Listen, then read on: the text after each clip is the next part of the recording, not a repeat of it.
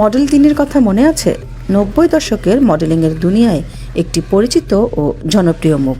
প্রায় 23 বছর আগে যার লাশ পাওয়া গিয়েছিল কেরানীগঞ্জের বুড়িগঙ্গা নদীর চীন-মৈত্রী সেতুর পিলারের পাশে। তিন্নি হত্যার ঘটনায় করা মামলায় একমাত্র অভিযুক্ত আসামি জাতীয় পার্টির সাবেক সংসদ সদস্য গোলাম ফারুক অভি, যিনি এখনও পলাতক রয়েছেন। এত বছর পর এই মামলা থেকে অভিকে খালাস দিয়েছে আদালত।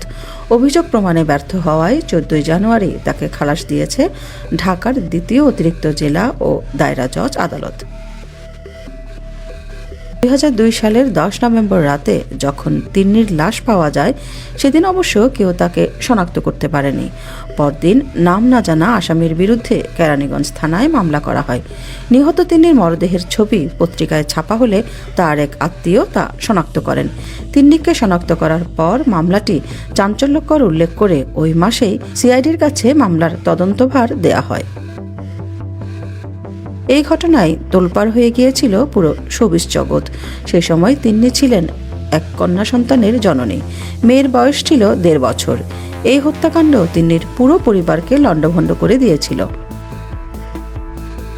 এই হত্যা মামলার অভিযোগপত্রে 41 জনকে সাক্ষী করা হয়। এছাড়া মামলায় 22টি আলামত জব্দ করা হয়। তদন্তে প্রাথমিকভাবে অভিকে অভিযুক্ত করা হলেও পুলিশ তাকে ধরতে পারেনি। তার অনুপস্থিতিতেই 2010 সালের 14 জুলাই তিন্নি হত্যা ও মরদেহ গুম সংক্রান্ত মামলায় অভির বিরুদ্ধে অভিযোগ গঠন করা হয়। আলোচিত এই হত্যা মামলার রায় ঘোষণার জন্য 2021 সালের 15 নভেম্বর দিন ঠিক ছিল। তবে সেদিন মামলার গুরুত্বপূর্ণ 2 সাক্ষী তিন্নির বাবা ও চাচা সাক্ষ্য দিতে চাইলে আদালত রায় ঘোষণা না করে আবারও সাক্ষ্য নেওয়ার দিন ঠিক করেন। অভিযোগপত্রে বলা হয়, অভির প্ররোচনায় মডেল তিন্নি তার স্বামীকে ডিভোর্স দেন, কিন্তু অভি এরপরও তিন্নিকে বিয়ে করতে অস্বীকৃতি জানান। এসব তথ্য মিডিয়ায় ফাঁস করে দেওয়ার হুমকি দিলে ক্ষিপ্ত হয়ে অভি তিন্নিকে হত্যা করে। পরে লাশ গুম করার জন্য গাড়িতে করে কেরানীগঞ্জে চীন-মৈত্রী সেতুর কাছে ফেলে রেখে আসেন।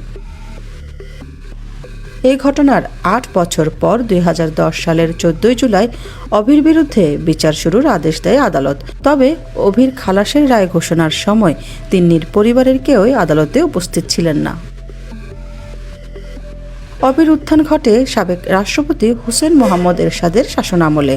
ছাত্র হিসেবে তিনি অত্যন্ত মেধাবী ছিলেন। 90-এর গণ আন্দোলন ঠেকাতে এরশাদের নজর পান অভি। ওই সময় অপহরণ ও মুক্তিপণ এবং চাঁদাবাজি সহ নানান অভিযোগ ছিল তার বিরুদ্ধে। এক পর্যায়ে গ্রেপ্তার হন অভি।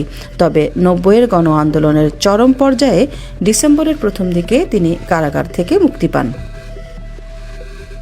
চাঞ্চল্যকর তিন্নি হত্যা মামলার ফেরারি আসামি গোলাম ফারুক অভির বিরুদ্ধে 2007 সালে রেড নোটিশ জারি করে ইন্টারপোল। তবে তার কোনো সন্ধান বা কোনো ধরনের তথ্য ইন্টারপোল বাংলাদেশ পুলিশ সদর দপ্তরকে জানাতে পারেনি। তবে বেশ কিছু গণমাধ্যমের তথ্য মতে অভি এখন কানাডায় অবস্থান করছেন, যদিও কানাডার কোন শহরে তিনি বসবাস করেন তা জানা যায়নি।